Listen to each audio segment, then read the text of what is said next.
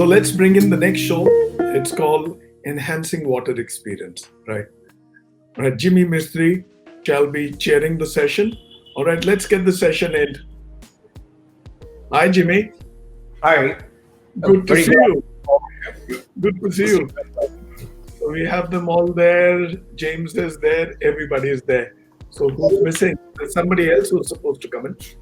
One moment. I think Gaurav is missing. Yeah, where is Gaurav? Very much there. There you are.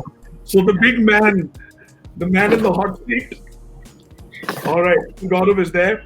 So that's the full complement of the show that we have today. Jimmy shall be riding the show today. High quality speakers. Welcome to the show, Susan. Welcome to the show, Michael. Yeah. So Susan comes in from Singapore, Michael logs in from Hong Kong, and Jimmy comes in from Mumbai, right? And of course, James is there from London. Gaurav is here from Pune. So we have you all from all over the city. That's the magic of virtual conferencing. A bit about Jimmy. Well, there's quite a bit about Jimmy, to be honest. Jimmy's the founder, chairman, and managing director of Dela Group. A formidable architect who has a fairly large name for himself, which he may humbly not acknowledge, but let me do the needful. He's a design thought leader, hotelier, serial entrepreneur, adventurer, and a real estate developer. Have I missed anything, Jimmy? I think that's enough. Stop there. That's enough. All right. He founded the Dela Group in 1991 with just 2 people. How many are you, Jimmy, now? We are a little over 2,000 employees across our 6 business verticals. There you go. All right. So under his leadership, Dela has scaled great heights into the field of design and entrepreneurship. Dela Group now operates 7 business verticals under Dela Resorts, Dela Adventure Park, Dela Villas, Dela Adventure Training Academy, Dela by JM, Dela Talks, and now Dela Leaders. Right. The common factor between all these businesses is design, and he's won a whole lot of awards. Udyog Ratan Award, Urban Heritage Award, Young Achiever Award by the Indo-American Society, VMRD Retail Design Awards, Business Leader of the Year by BTVI. The list is long. For want of time, I shall now move on to Michael. Right? So Michael, the name is as big as it can get, right? He's somebody who heads one of the most important businesses for Marriott, right? He's the senior continent leader, global design for Asia Pacific for Marriott International. Michael, who's been with Marriott for over 23 years. How do you manage that, Michael? I don't know. Time flies when you're having fun. Yeah, when you enjoy your job.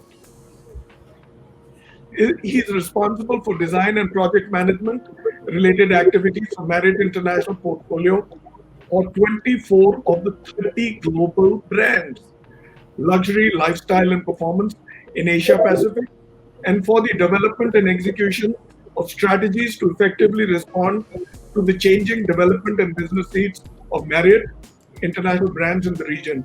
Michael has led the growth of the continent from 16 hotels when he first joined Marriott to over 794 hotels opened, and working on pipeline projects across 23 countries and territories. During this time, he has successfully regionalized the department by setting up offices in Hong Kong, Shanghai, Singapore, Sydney, Mumbai, and New Delhi to help support the rapid growth of new development in the continent. Mr. Wang is a registered architect from the state of Maryland in the United States and a member of the American Institute of Architects. Have I missed anything? No, that's enough. All Thank you right. very much. Much So appreciated. there we go to the lady of the show, Susan. Susan is the design architect principal of Wilson Associates, based out of Singapore, like I said. Um, she's an artist at heart. Susan? Yes, So that's there you true. go. Right? And she's sensitive to her client's vision and the multiple layers of the creative process. Her portfolio comprises of international commercial, hospitality, and residential projects, including work for Armani, Capella, Four Seasons, ITC, JW Marriott, and Sofitel. So you've got your hands all over, right? There's a lot more. Somebody just told me Susan, the resident Audrey Hepburn, Oh, no. is a graceful tour de force. She's an artist at heart. Thank you. I don't That's think that's absolutely out of correct. place. I Thank don't you. think that's out of place. No, I can vouch for that. Ronnie. Thanks. Yeah. Well, for whatever I've heard of her and whatever I've read about her, her work speaks for herself. And yes, Audrey Hepburn, yeah. But my late parents and me, we admired her a lot. So we should admire you too. James, I've already introduced, but let me do that again here. James is the Director Sales Global Projects for Hansgrohe. He works out of London, and James has a wealth of industry experience of over 20 years in the bathroom category. He's somebody. Can you imagine doing 20 years of bathroom across categories, across continents, across countries and regions? And he's worked closely with international design and architectural practices in the hospitality and residential sectors. Welcome, James. Gaurav Malhotra. Well, Gaurav is the king of this category and what all he surveys in South Asia, in India. Briefly, he's the managing director for India and the regional key accounts head for Asia for Hansgrohe. Gaurav heads Hansgrohe business in India and SAARC, as we call South Asia. In addition to his SAARC leadership, like I said, he heads key accounts efforts for Hansgrohe in Asia with over 21 years behind him. And he works extensively in leadership roles in building and construction domain. I know him. He has a name. I mean, he's some kind of an expert, right, of this category, and a alumni of the Indian Institute of Management. Getting in there in itself is rather exclusive. So over to you, Jimmy. Such a pleasure for the introduction. Thank you. And would make every endeavor to make sure that today's webinar and discussion yields some takeaways for the people listening, and some takeaways for the brand highlights that we have two legendary figures representing the brand of Hansgrohe. I would love to begin with James. James, that was a good presentation, very crisp, very short, and some of the most amazing products that we can have in today's day and age as far as the showering experience goes. And since the topic is enriching the water experience, how is Hansgrohe dealing with the post-COVID scenario, and what is going to change in the design and development of products with Hansgrohe? Hello, Jimmy, and very good question. So the good news about Hansgrohe is that although we are in unprecedented times with the COVID-19, is that we have not stopped. We have not stopped thinking ahead, thinking of new innovations, new designs, new experiences for everybody that touches a Hansgrohe or is engaged in a Hansgrohe product. So our factory has still been working, our R&D lab, as I said, has still been working, Germany's still been working. So for us, nothing has changed. I mean, we're looking at how we can experience a different experience for what people require. We know that not every showering experience is the same. So we're still looking at what's the next technology after powder rain, after Rainfinity. And this is something that we are truly looking at and always looking at. Lovely. Is there a new range of products that have been the way of design processes would it change post COVID? With our invention, touchless has always existed for the last I think about 25 years or 30 years, but now there'll be a spurt of more touchless products coming across, especially for public areas. So would there be ideological design differentiation on these products now? Very good point. So you are correct in regards of, again, unprecedented times and the way people philosophy or change of using a product, especially in a public washroom, has changing.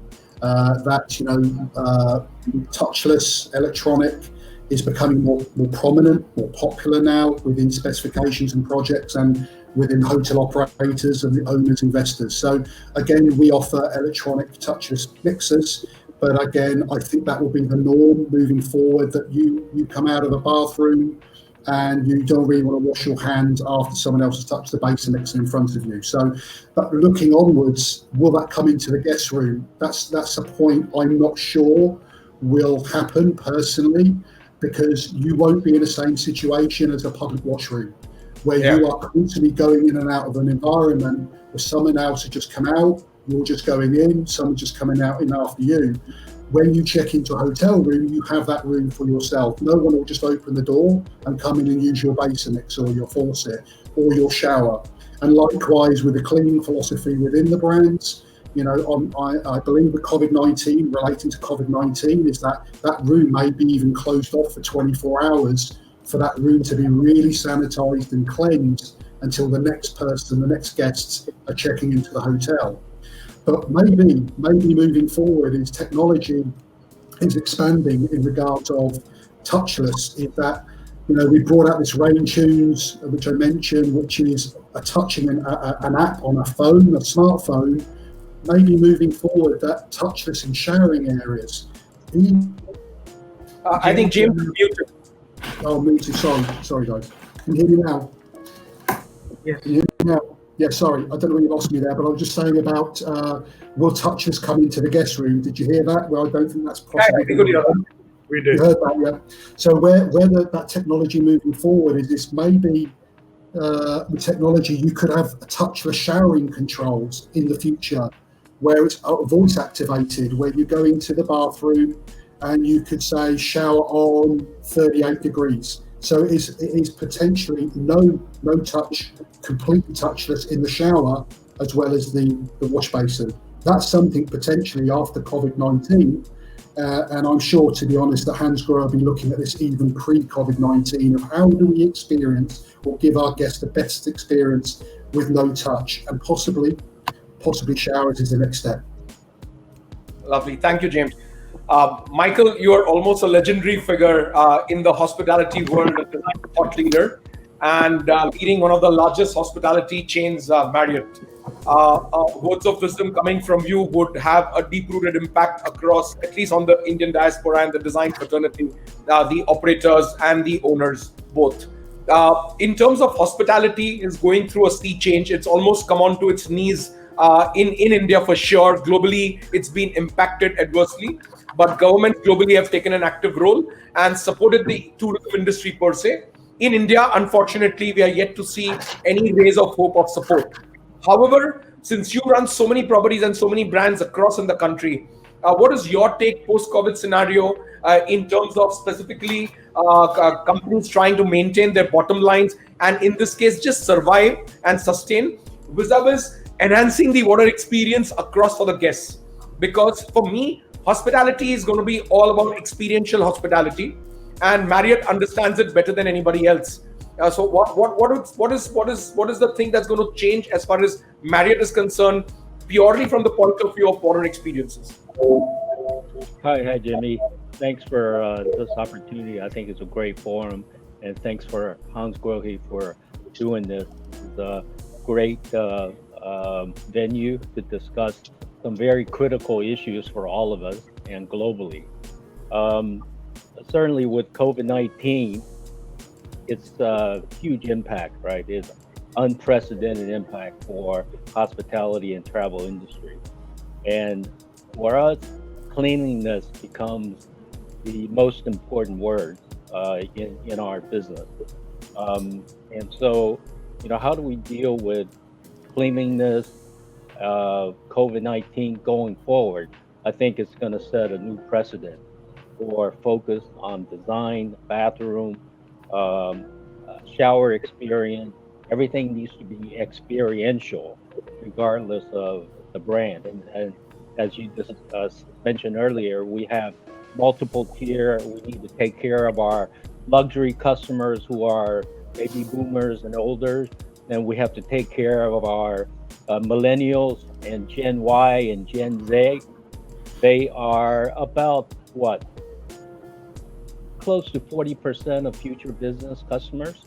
So how do you make sure that we keep them happy, and as well as all different generations? So we have huge tasks on our hand to make everybody happy, make all of our brands in its own clear swim lane, and still achieve all of that necessary experience and a guest satisfaction. So shower is definitely one of the key takeaway for all of us. You always hear the biggest issue from customer whenever they don't have a good bathroom, especially shower experience. Thank you, Michael. Our lady Suzanne, I've been speaking to designers, and one thing that really comes up across to me way ahead in any kind of conversations that I have with designers globally. Responsible design has always been the mantra, and sustainable design has always been the mantra. Post-COVID, I think empathetic design takes precedence over anything and everything else. How have your personal design ideologies changed within the last 6 months of this COVID experience? And how is it going to translate into your forthcoming project designs? Thanks, Jimmy. I think that is not going to really change that much. We'll have to work very close with the operators. Any sensible designer really needs to take operations and aesthetics hand in hand and walk that through. There is a responsibility besides aesthetics in a project or in anything you do. It's the operations of it, it's the maintenance of it, it's the experience of it.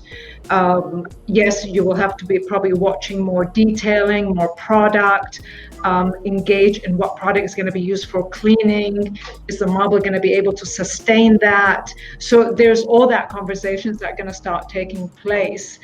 But the fundamentals are not going to change. And every designer should really keep that in mind, because it's not just about the beauty of something, it's about the operation, it's about the experience of it. I fully agree with you. However, do you realize that either operators or owners are asking for design changes post-COVID for the projects that were already on the design board, or they are fine to continue with the same designs? Some of them are pushing into the same designs. Some of them still want the open bathroom, but operators are owners are coming back and saying no.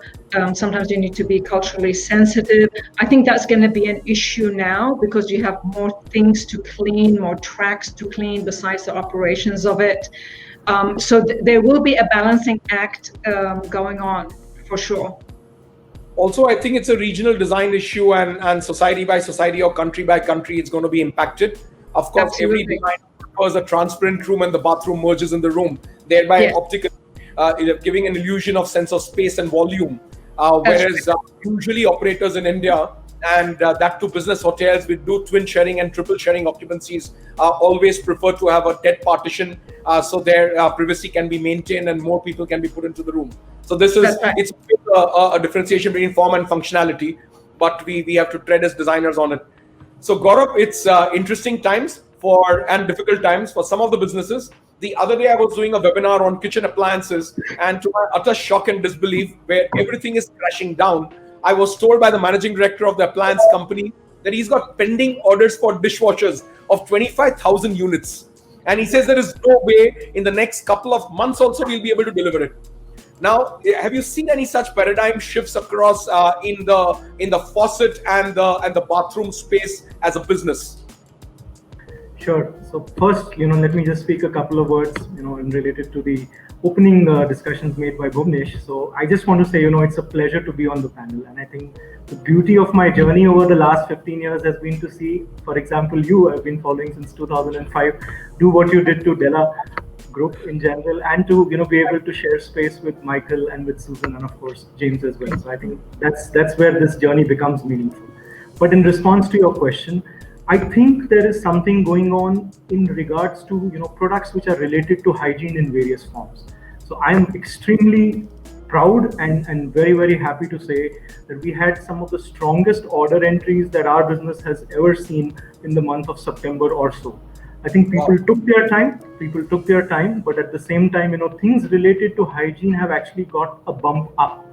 And I think there is consolidation happening with leading brands. There is a trust factor that needs to be involved, but at the same time, people are spending on products that they are convinced on. So we've had, I even feel a little guilty in saying it, but actually a phenomenal year so far as Hansgrohe in India. I think thanks to the hard work of so many people across the industry. But at the same time, we are experiencing that too, and the trend is here to stay. I think why I say related to hygiene is because we are seeing actually a higher spend on the showering side vis-a-vis, let's say, a basin mixer, even though there are some shifts happening to, let's say, touchless products. So I think just the fact that the numbers seem to be spiking from a showering perspective, either people are renovating their homes or at least making sure that the shower is now actually functioning. A lot of times people neglect the beauty of the flow of water part of it on the shower, but I think people are spending on these aspects now. And I hope that this catches on to other industries as well. We definitely need the business to get back on track. So in general, I agree to that observation. Thanks. So James, coming back to you, I have been following the brand for quite a few years, and it's a brand that you obviously look up to and emulate for design and sustainability in terms of responsible luxury. Could you elaborate for the Indian diaspora in terms of what are the new technologies? You people have always been way ahead of the curve in terms of water aeration and incorporating aeration of water and reducing the sheer volume and spend of literage of water that goes out of the faucet. Would you be able to elaborate more on what's happening next in line in terms of technological innovations? Okay, yeah, sure, Jimmy, yeah. So we pride ourselves, as I presented in the quick overview of Hansgrohe, is we pride ourselves in our innovation on our products that we bring out to the market, where we're really challenging the mythology and experimental on new technologies and as I say, materials. But regarding technologies, is that we understand that people want an experience with products, but also the owner, the investor, the operator, etc., want to do that by saving money, and by saving money through water and through energy. Obviously, the less water you use in a building, by heating up less water, you're using less energy. So we always pride ourselves on being the first to bring an eco-smart product into the market, and we're always striving, like with the new introduction of Rainfinity and the technology of Rainfinity with its powder rain, is that we still again looking at how can we give them a new experience with a new spray pattern, but not forfeiting the experience within using less water. And we do this by using air mixed with water. And this is where we volumize the water to give the impression that you're actually using more water than you are. So again, the guest experience doesn't diminish. The price to us of a hand shower is no different, whether it's eco-smart or not. We're not trying to do a bigger buck, which is for us the same offer. But the cost of the building and for the client, the owner investor, is fantastic. Even some return on investments could be as little as 3 to 4 months, even by putting in a Hansgrohe product, a water saving compared to a standard flow. So things like Rainfinity, as I said, where we're trying to bring out new spray modes, powder rain, as I say, where we're trying to let the customer relax within these spray patterns. It's without experiencing less flow or less experience. And this is something that we always try and do within Hansgrohe, is that we don't just think of something that looks good, we want something that performs good, but also is an experience at no extra cost, but at less water, if that makes sense. Yeah, sure, it does. And I think it's high time the design industry and fraternity starts designing responsibly. because I don't think it should come in from the clients and the operators. It should be mandated by the designer. I very often tell the design fraternity, and I'm sure Suzanne will comprehend and agree with me, whatever we design should be kind of validated on our ecological conscience. Absolutely. Because if we do that, then the operator and the owner has no scope or no role to play. And right at the beginning, we are able to control millions and millions of liters of water which would have otherwise got squandered, and then you'd have recycled or treated, or still worse, left the water to get into the ground, which a lot of the private operators do across India. My research goes to almost 70% of the private operators across India don't have recycling facilities within their so-called hospitality or hotel premises. And that's a huge quantity of water we are talking about. So I think responsible luxury kind of begins by educating designers, and if it gets heavy on their ecological conscience, it's going to have a far-reaching impact. So Michael, as a designer, I've always wondered what goes on in the customer's mind. So if a designer or an architect would come and present a presentation for a bathroom or a new hotel project, what are the parameters on which you evaluate the design and you select, or you kind of say, no, sorry, I want to see something better? Well, Jimmy, it's that's a tough question for us, because we're dealing with luxury, premium brand, and select brand. So that's quite a spectrum of customer and guest expectation. So if you break it up a bit, right, the luxury tier is where you need to satisfy more than just shower.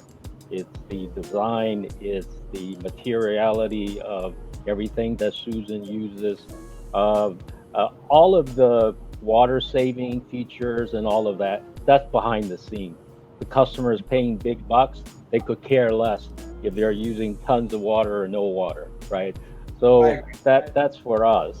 And then I would say the premium brand and the select brand, then you have different challenges, because you don't have as much room to play with, as Susan knows. When you start dealing with rooms that are 35 square meter or less, all of a sudden you have a big challenge. Do you do open bathroom? Do you do enclosed bathroom? What does the customer expect? And all of that really depends on the culture, because even my boss, sometimes they get confused that you have Asia. Well, Asia is not one size fits all. There's so many countries here, and it's culturally very different. And also, king room, double room, you have to treat it differently. King room, you can have much more open experience, so that you can pull in the area of the bathroom as part of the bedroom part. But when you have smaller rooms, but it's for double for double beds, and then guests expect more of an enclosed bathroom experience. So all of that's really important, not to mention natural daylight when you can incorporate it. All of that is super important, and ultimately cleanliness. Right now, everything is about clean, hygiene, and all of that plays top priority. So does that kind of answers? It does. Yeah. I should perhaps meet up with you in person someday and probe you more into it. I would love to hear all the things that the designers and architects as clients are not supposed to know. So it would be great. But I'm sure Suzanne has done enough presentations in her life, and she enjoys the dominance that she enjoys in the design fraternity. Suzanne, you would be coming across clients who are difficult, and clients who are kind of pushing you to deliver more and more each time that you interact with them. What would you say has been one of your most difficult projects, if you were to explain it? A difficult project? Yeah. Honestly? I'm sure there are many. Unfiltered honesty. Susan, was it a Marriott project? Sometimes, honestly, it's a balance between the operator expectation sometimes the owner's expectations do not tally with the operator's brief, and we have to bridge that gap, whether it's in the bathroom, whether it's in the room to host the project. And that's a balance we have to achieve as designers, and work it very finely to make sure both parties are going to be taken care of. And the product, at the end of the day, is where it needs to be. Has there been ever time?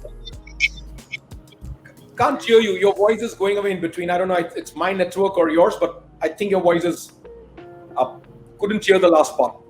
Okay, I think it's a very fine balance between balancing the operator requirements and the owner's requirements, because sometimes the owner's vision can vary from the operator's vision.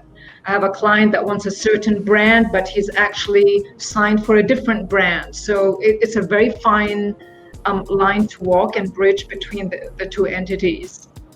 Happens every day. Every day. It goes beyond bathrooms and rooms. It's in general throughout. Yes. What happens, Suzanne, when you're designing between different geographical locations? How much do the design parameters for global brands change, or do they kind of remain almost on the same lines? Because with globalization, the lines are getting blurred. There used to be a time between West and East, you would see a huge paradigm difference in not just the brands, but the product of the brands. One would be an entry-level product and one would be a top-of-the-line product. Whereas you're paying the same price point of $300 to $400 for a room, if you compare it globally. But now, I think the lines are getting blurred and you get to see some of the finest products and the top-line products being used in hospitality across board. That happens and that's taking place, but there is very definitive guidelines for a brand, depending where it sits, and we must adhere to the brand guidelines. But sometimes where that brand is sitting, the owner is of a different understanding and says, no, this is not enough, I need more than that, because this is the expectation within this country. And that happens a lot in China. Michael knows that. So it becomes a balancing act. It becomes a lot of talk across the board, and things will have to be tweaked and adjusted to match both, because it's not one size fits all.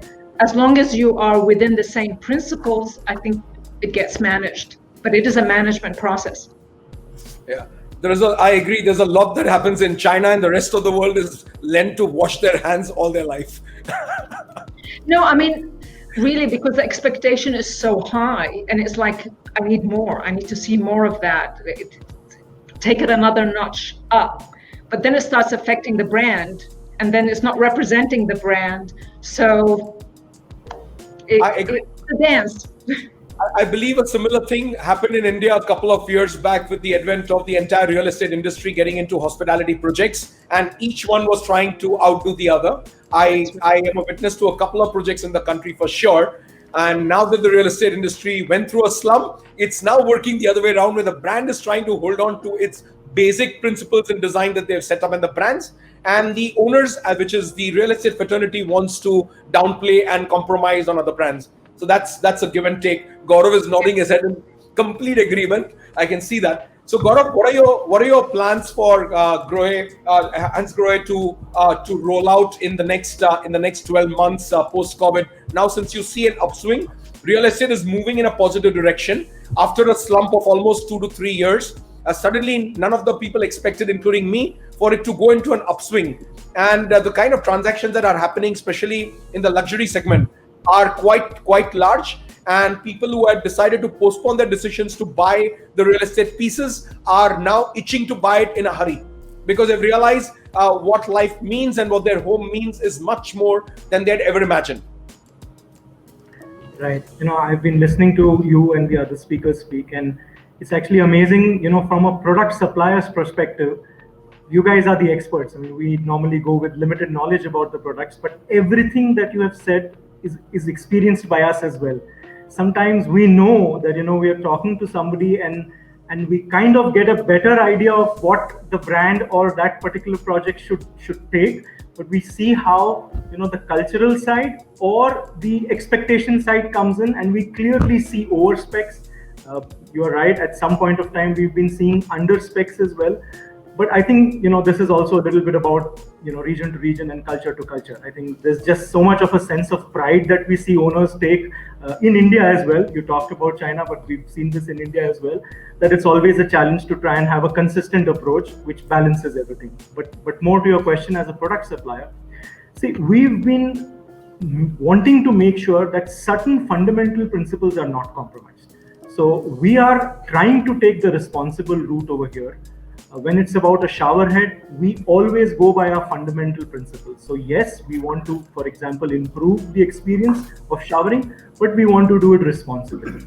And this is where examples like the Rainfinity that James talks about, it brings on board a new design. So it is an experiential thing. It brings on board a new spray. It's again an experiential thing. You generally feel a more premium concept, but it actually reduces water consumption. So for us, the idea is to upgrade the experience, but optimize the water flow. And you have to latch on to one fundamental platform, because otherwise things can go, haywire. So that's what Hansgrohe as a group wants to do. We are bringing in touchless faucets for public areas. I mean, they were always there, but we are trying to improve our technologies around it. We are obviously trying to improve the overall showering experience, but do it responsibly. So that's the fundamental platform that we are sticking to. Bhuvnesh, coming to you. BW did a amazing hospitality summit, and it broke quite a lot of records across recently. Would you like to elaborate and tell us if there is any takeaways for the hospitality world from there? That's my favorite topic. I least expected it, but yes, that is something which gets me excited. I mean, being amongst people gets me excited, and hospitality, of course, is an industry which needs all the support, all the hand-holding when it's been hit by a tsunami more than anybody else. The travel, tourism, hospitality, F&B industry. But let me tell you, there is so much of resilience in there. I cannot even tell you how many properties are being signed up. Michael knows.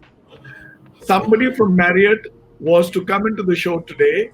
On this show, he could not, because at this very moment, he's signing up one of the biggest Marriott properties about 200 kilometers from Delhi, right? So, right. And so let me tell you, a lot is happening. Yes, this is a lull, right? This is a bit of a low period. We can very easily erase it. Gaurav just told you the large order that he has signed, right?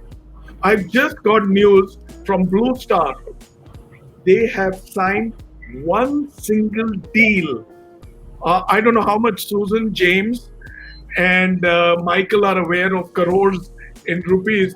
Gaurav and Jimmy may help me translate.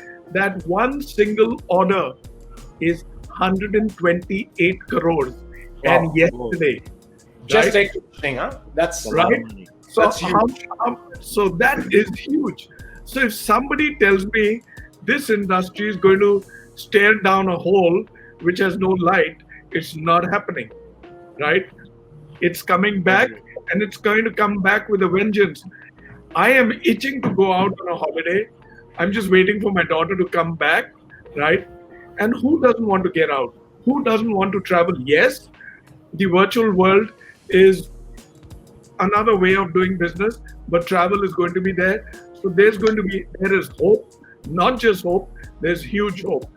And people are going to start traveling. Hotels are going to be made. Hotels are going to be renovated and refitted. So it's all happening. I mean, you have so many designers. I mean, there were two people who could not come onto the show today, right? So there's not just hope, there's a lot more. Wow, it definitely lifts up my spirits. Running 6 resorts and having the stress of making sure will the traffic bounce back or not. It's always a worrisome kind of scenario. If it doesn't bounce back, then my bad designs are to be blamed. If it bounces back, the positivity of the hospitality industry is to be blamed. Anyway, but I think there's a lot that's happening across. I would have definitely been very, very positive and on an international level, when you compare the rest of the governments of the world supporting tourism and hospitality as an industry, leave alone supporting Indian government, has not even recognized hospitality as an industry. It is our Maharashtra government, Aditya Thackeray, the new tourism minister, who's actually passed a gazette and recognized hospitality as an industry within Maharashtra. That's the first move. I wish it goes across India and hospitality industry gets recognized and gets an industry status. A lot of positivity can come out of it. But I think it's been a good debate and a good discussion across, and some of the points that you all have said are definitely a takeaway. But one quick round before we take Q&As, I would love to ask almost all of you if there are 3 takeaways from this. James, what would you want to give the people listening to this webinar as the top 3 takeaways from your organization standpoint? Okay, thanks, Jimmy. I think Gaurav's mentioned some real key points earlier on. One is confidence and a trusted brand that I think the strong will survive this current situation. The strong brands will survive because of the heritage, the quality, the innovation, the design over a number of over 100 years.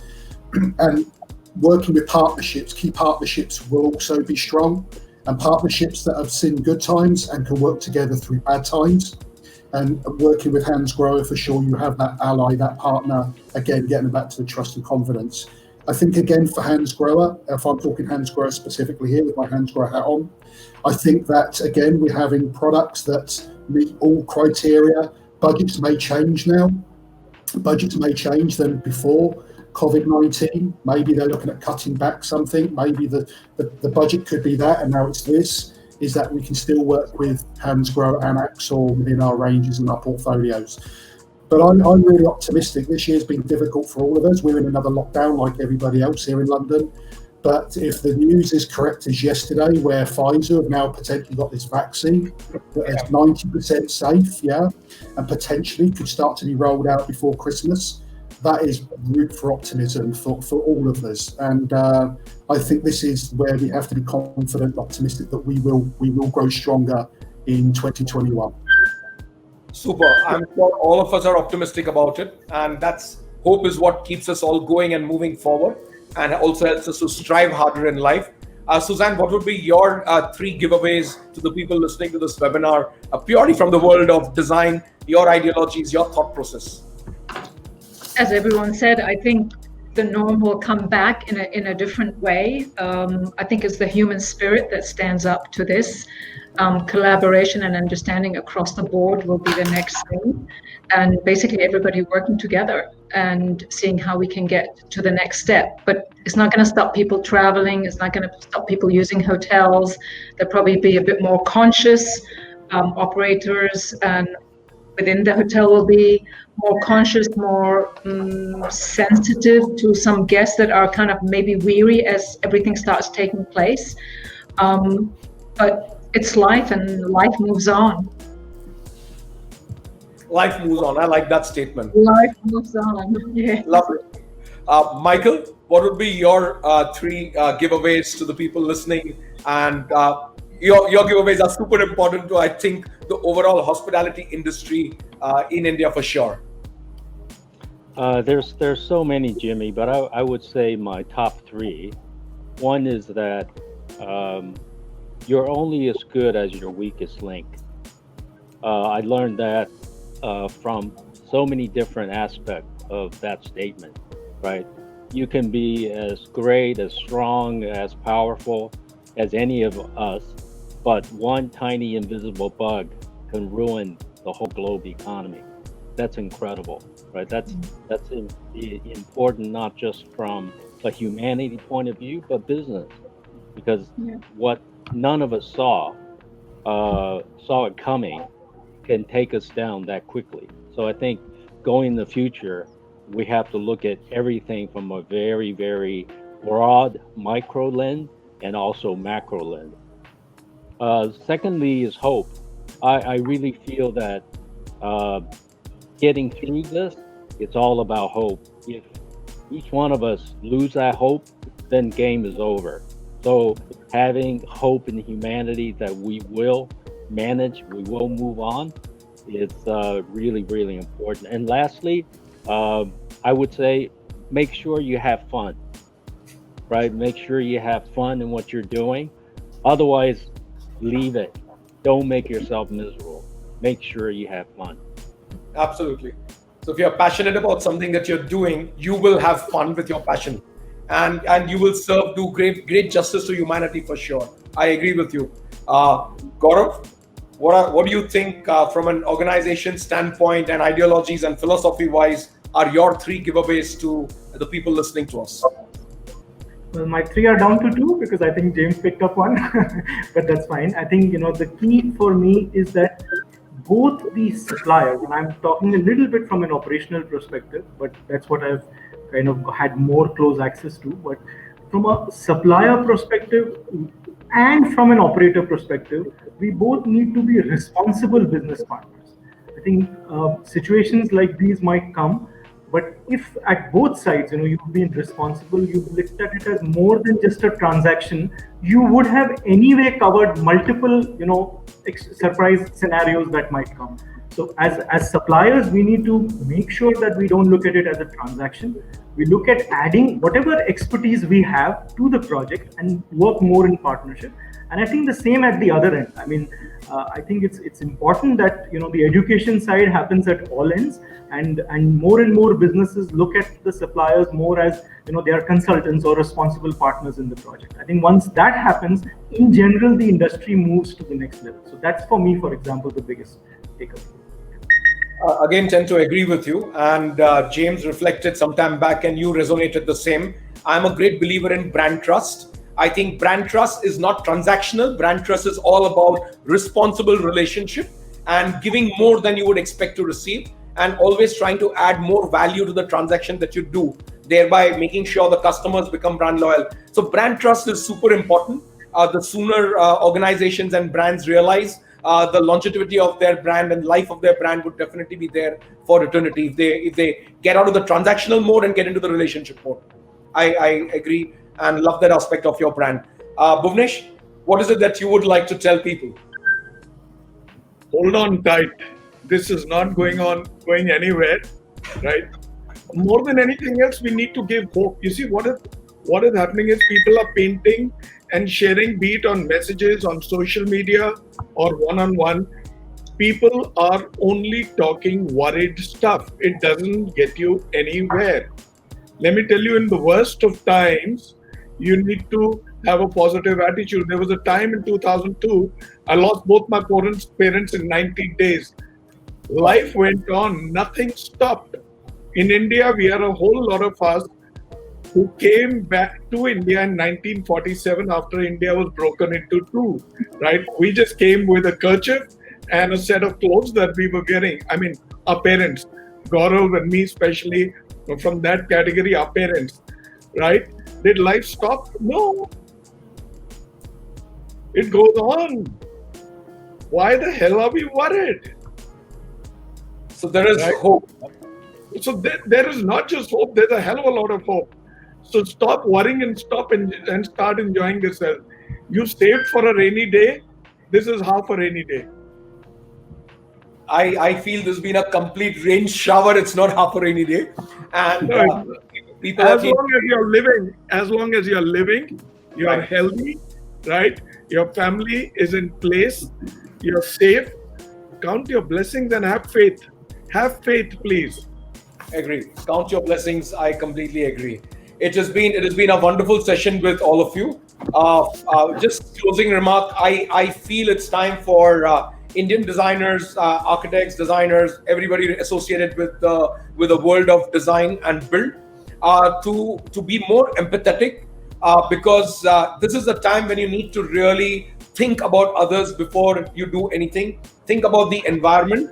Think about people. Think about clients. You need to be in the other person's shoes.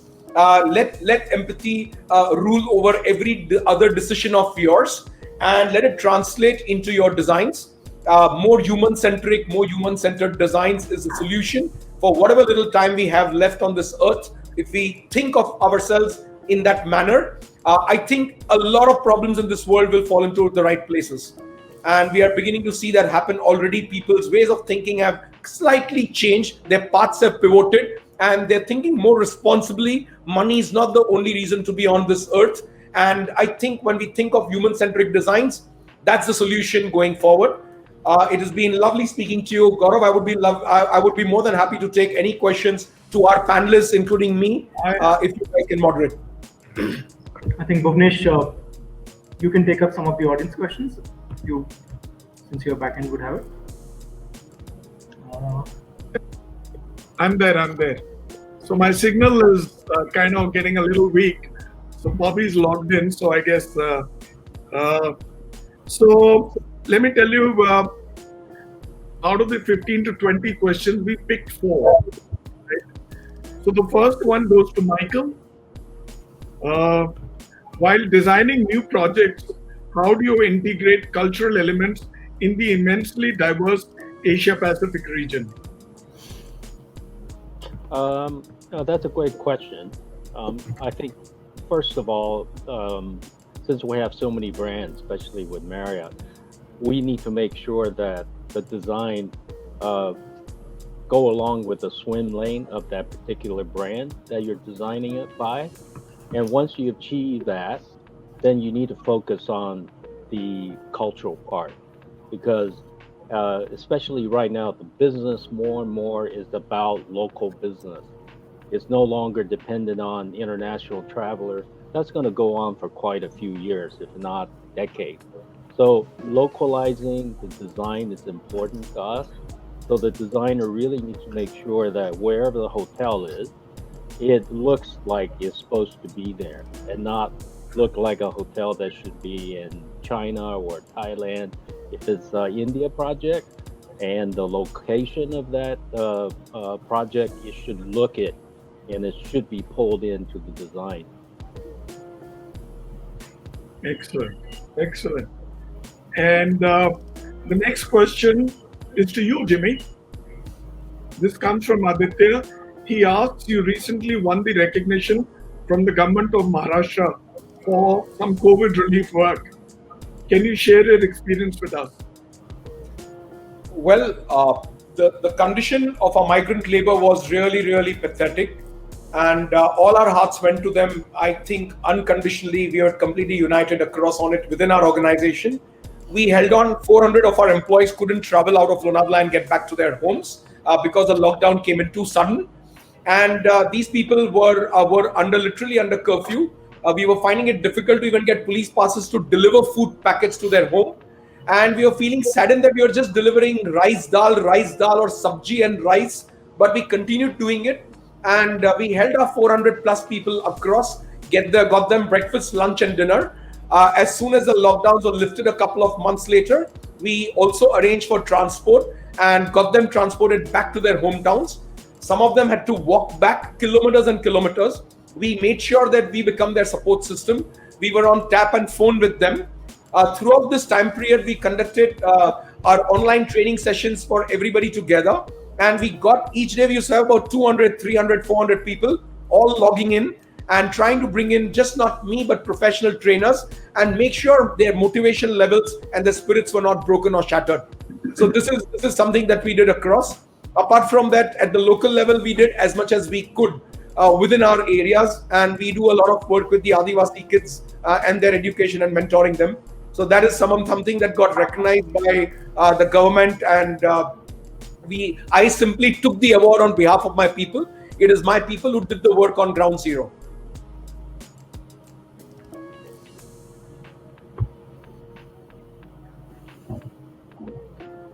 I think Bhuvnesh's frame is stuck. All right. Sorry. Murphy at play. So question number 3 is for Susan from Ritika. What value can you give to the budding and aspiring lady designers, women designers? Sorry, can you repeat that again? I didn't hear you. What valuable learnings can you give to budding, aspiring lady designers, women designers? To any designer, I would say it is about your client rather than about you. The signature is about your client. It's your client's signature and not your own signature. You have some designers saying, this is what I want, this is all what I do. But I think you need to see it from another perspective. They're doing the investment, and you're basically the translator. So it's about your client and not about you. Excellent. The last question goes to James. How is Hansgrohe transforming showering experience in guest bathrooms? Any new innovation which you'd want to share? Okay, yeah, good question. So, as mentioned again previously on the presentation, we're talking about Rainfinity and Powder Rain. I think a new innovation, which we're really excited about, is this Rain Tunes. The bathroom previously, I believe, used to be just an area for cleaning and washing, and now it's an area of wellness and well-being and serenity. So this is where Rain Tunes, I think, will really be a winner for us, where we're bringing fragrances into the bathroom, which add a sort of pampering touch. We're bringing senses into the bathroom. We're bringing light. We're bringing sound into the bathroom. And again, it's something that's dependent on the mood of you of that particular type of day. So we have 7 scenarios which go from good morning to relaxation to recovery to good night, for example. And then the scent could be lavender, could be pomegranate, it could be like a citrus or rosemary. So this is something we're really excited about really experience into the bathroom that is unique into making us feel better about the day, how do we wind down before we go to bed, how do we invigorate ourselves to wake up in the morning. So we're really excited about that. There's a new experience, a new innovation we just recently launched called a shoulder shower. This is again new to us, and it's really regards for not only for the guest rooms for the guest experience, but also could be used for spas, etc., where the shower shelf is a shelf at the top of there. So for soap, shampoo, etc., bottles, it's really helpful. But also it focuses only on, as it says, the shoulder and the neck, the more stressful parts of the body. It also helps in the fact is that you don't need to wash your hair. Some particular people don't want their hair wet while having a shower. So this is focused on certain areas of the shoulder and the neck, again, which are more stressful parts of your body. So, and we are constantly looking at new products, new innovations, which we would say, watch this space. I don't know if Gaurav wants to add to any of that, Gaurav? I think you've said it all. I think I'll just summarize what you said in terms of the fact that with Rain Tunes, we have a multi-sensory experience. So it's not about any one aspect, whether it's visual, whether it's audio specific, whether it's even fragrance, which is a sense of smell. So I think that's where we are going to next. And as you rightly said, stay tuned. You'll have a lot coming from us.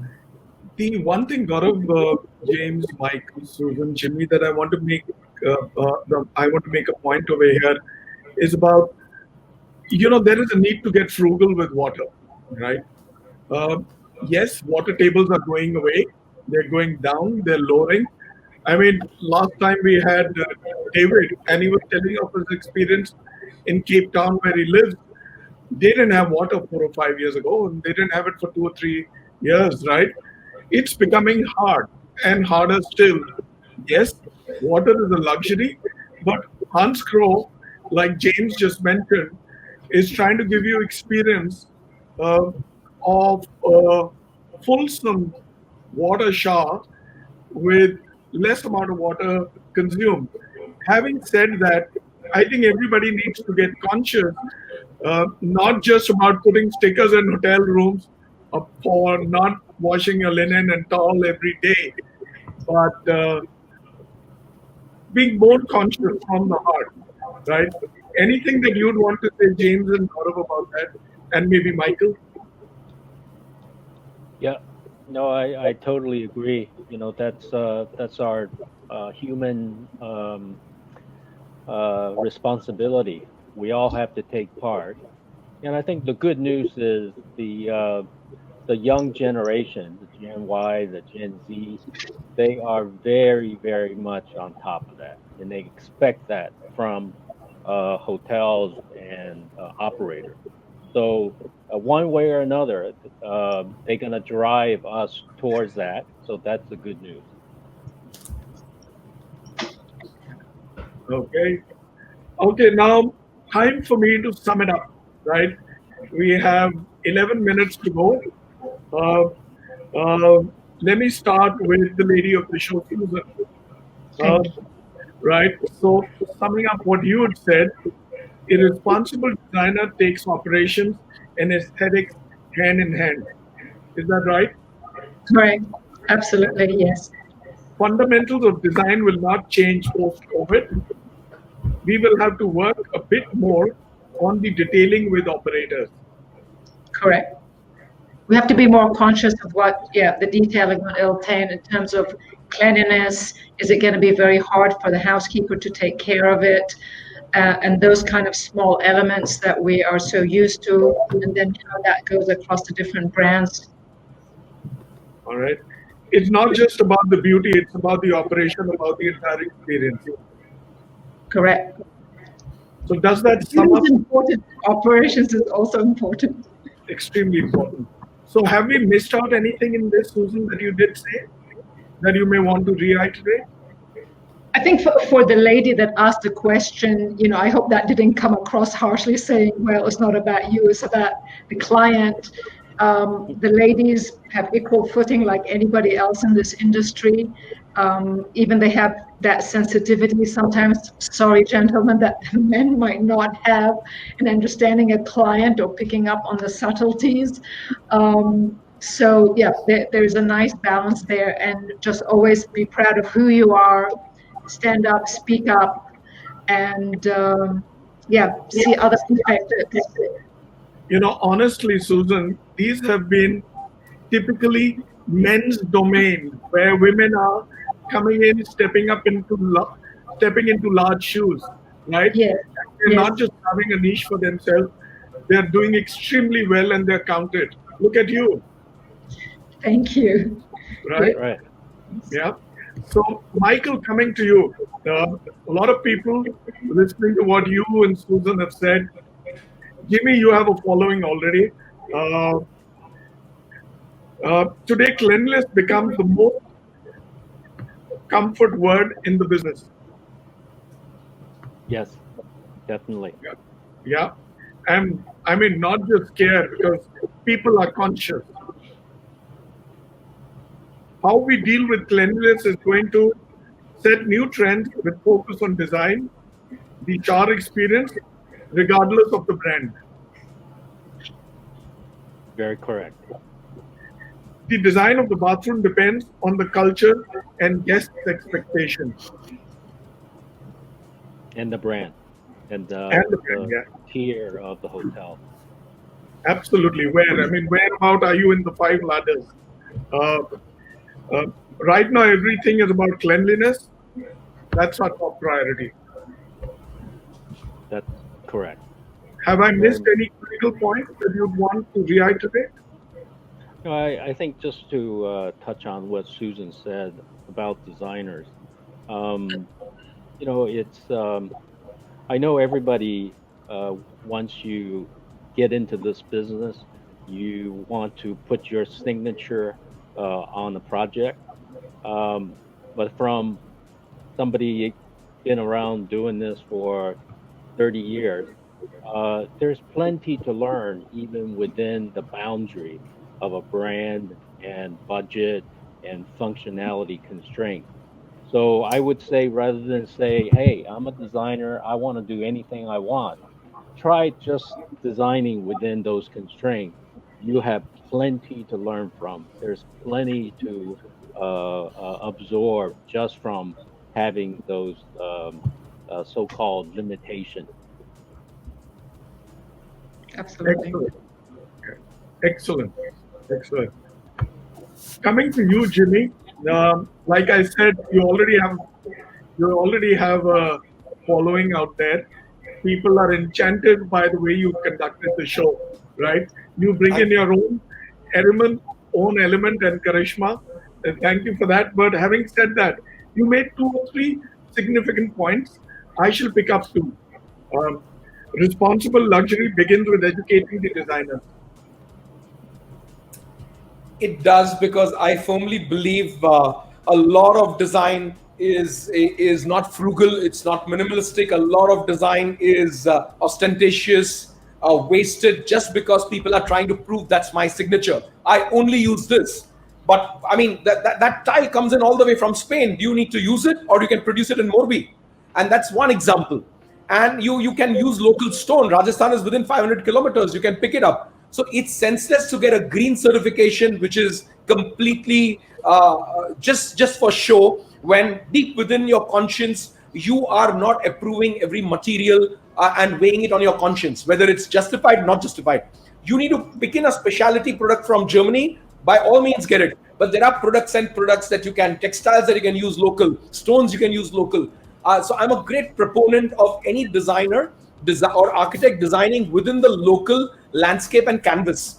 That's at the heart of it. Design thinking begins by making sure you do responsible design and localize it. So that's my take on it. And I do not subscribe to the signature theory. I think signature goes a little too much into people's heads. Look at Philip Stark. Look at IDEO Design. They're huge designers. I mean, they have so much to their credit, and yet they are so humble, and their ways of thinking are so human-centric that you fall in love with them. Forget their designs. Just with their ways of thinking, you're in love with them. Because I think that's what the designers in India, and especially from the category P and C townships, need to learn from these legendary designers globally.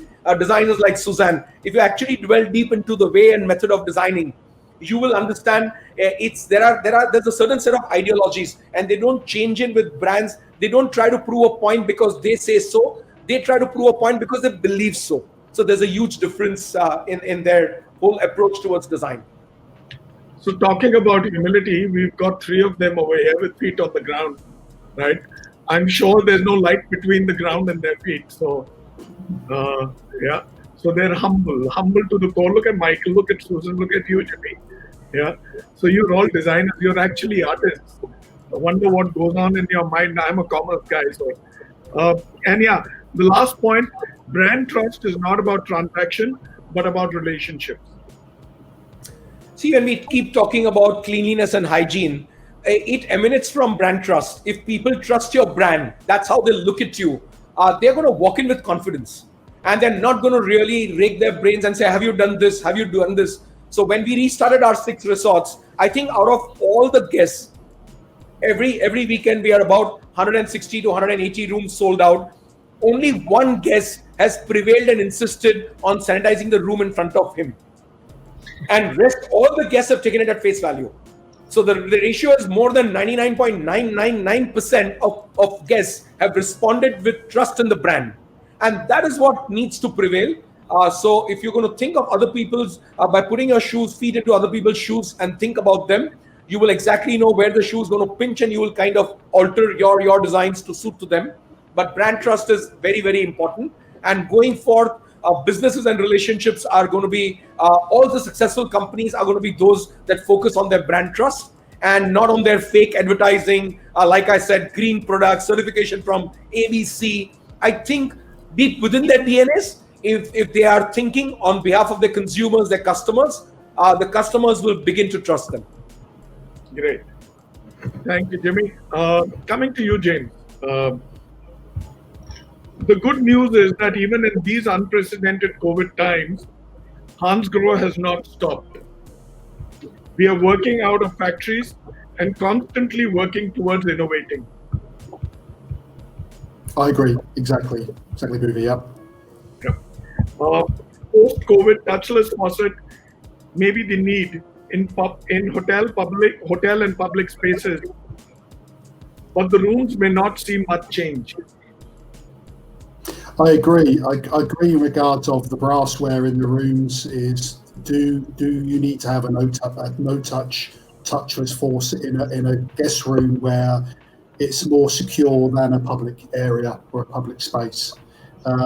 One thing I would say in regards of, and I'm talking as a showering manufacturer as well as a brassware, is to consider the experience of the guest is the shower. It's not the faucet. And when to design a bathroom, please consider what is the problem product potentially in a bathroom. It will be the shower. It would not be the faucet.